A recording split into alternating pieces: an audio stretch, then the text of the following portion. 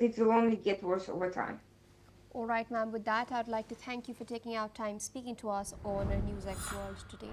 Meanwhile, viewers, so we're tracking some other key developments. We're now learning that the United States and China have held high-level talks in Madrid, focusing on trade, the economy, and TikTok. The U.S. delegation is led by Treasury Secretary Scott Bessent and Trade Representative Jamison Crea. They met Chinese officials headed by Vice Premier He Lifeng, and this meeting lasted nearly 6 hours. The U.S. administration is expected to extend the September 17 deadline for China's ByteDance to sell TikTok's U.S. operations or face a shutdown. This would be the fourth such extension granted by U.S. President Donald Trump. Meanwhile, Trump has also told reporters in New Jersey that the app's future may depend on China, but has added that he wants to save it for young users. Any deal would require Beijing's approval. Listen in. I may or may not. They're negotiating TikTok right now. We may let it die, or we may, I don't know, it depends. Up to China. It doesn't matter too much. I'd like to do it for the kids. They like it. I mean, selfishly speaking, I did very well on TikTok, and I got the youth vote. I got numbers that nobody's ever even come close to in the Republican Party. Nobody. If you look back to Romney and all these people, they got practically no votes. I got a lot. And some was attributed to TikTok, and a lot was attributed to Charlie. We're going to see, but we've hit them very hard in so many other ways. I don't know if you know. Do you know what they're paying right now? What are they paying right now? You know what China is paying right now in tariffs? With us on the broadcast is Mr. Andrew K.P. Leung, a strategist focusing on Chinese economy and politics. Joining us live from London. Thank you so much, sir, for taking our time speaking to us on NewsX World. Now, the Trump administration has been pushing for either the sale or the divestment of TikTok from its Chinese parent company, ByteDance. We do know that there was a federal court ruling that had upheld the Trump administration's decisions. There have been numerous extensions that have been granted as well since Beijing, of course, raised this issue. Now the ball, it seems, is in China's court. What do you think will happen next? First of all, I'm speaking from Hong Kong, where I'm based. I'm come back from London now. I'm speaking from in Hong Kong. Now, as far as the TikTok is concerned, it proved to be a very popular social media tool for very short kind of video clips.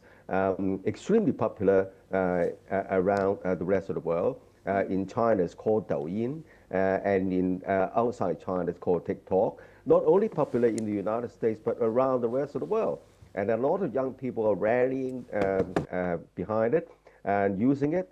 Of course, it helped President Trump quite like the tool for his political campaign, which helped in a way to win his presidency. But on the other hand, there are concerns in the United States that a lot of the data, personal data, could well be stored in a China or Beijing controlled kind of algorithm. So that Trump wants to take over TikTok, maybe sort of relook, buy the whole thing using American companies.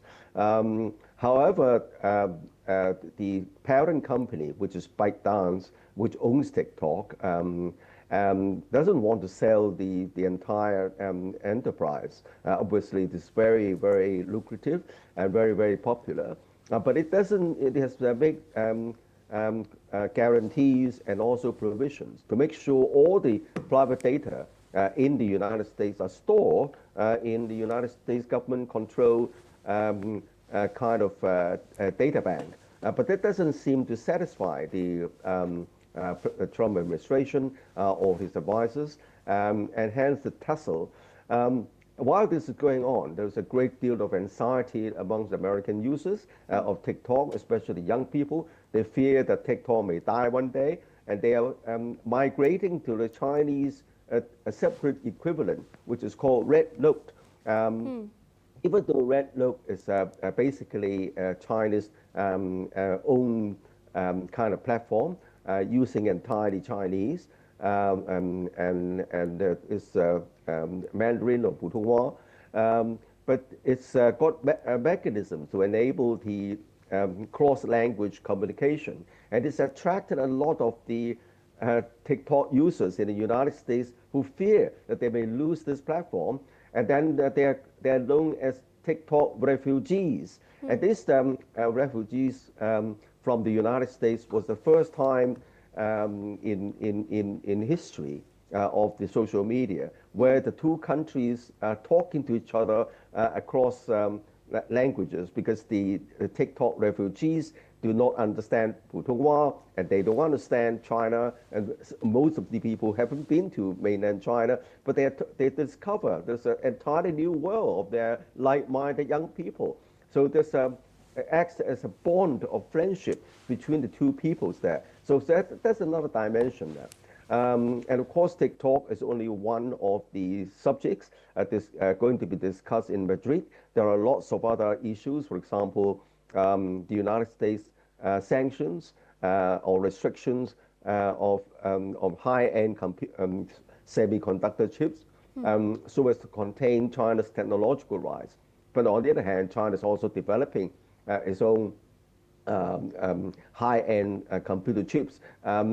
China is not yet there, but it's getting near, and it's developing alternative platforms, alternative technologies, bypassing even the semiconductor, the only high-end semiconductor manufacturing company in the world, which is ASML in Netherlands. They're using this ultraviolet light, very complicated, very expensive machinery.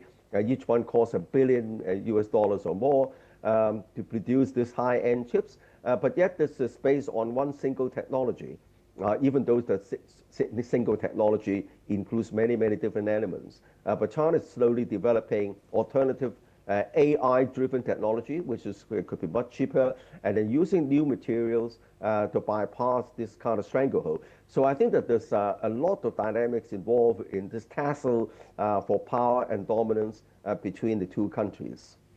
All right, so with that, I would like to thank you for sharing your analysis of what is transpiring as far